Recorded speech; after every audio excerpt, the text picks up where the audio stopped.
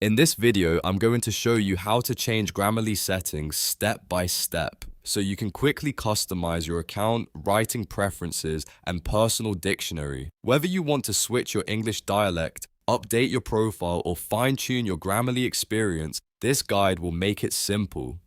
And if this video helps, don't forget to hit like and subscribe for more easy software tutorials like this. Let's jump in. First, look at the top right corner of your browser and click the green Grammarly extension icon in your toolbar. This opens Grammarly's pop-up menu where you can access the main controls for your extension. Once the menu appears, scroll to the bottom and click All Settings. This will open the Grammarly settings homepage in a new browser tab. This is where you can manage all of your account and writing preferences in one place. Now that you're on the settings page, look at the left-hand menu.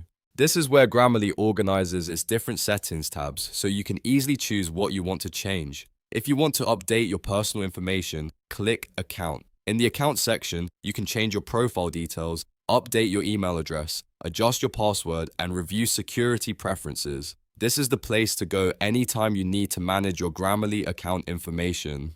If your goal is to improve how Grammarly edits your writing, click Writing in the left menu. Here, you can set your primary language dialect, such as American English or British English, depending on the style you want Grammarly to use. This is especially useful if you write for different audiences or follow a specific style guide. In the same writing section, you can also manage your custom personal dictionary. That means you can add words, names, brand terms, or specialized vocabulary that Grammarly should recognize and leave alone. This is a great way to make Grammarly more accurate for your writing style. Take a moment to review each setting carefully and adjust it based on how you use Grammarly day to day. Once you've made your changes, you can simply close the tab and continue writing with your updated preferences. And that's it. You've now learned how to change Grammarly settings quickly and easily. If this tutorial helped you, make sure to like the video, subscribe to the channel, and turn on notifications so you don't miss the next how-to guide.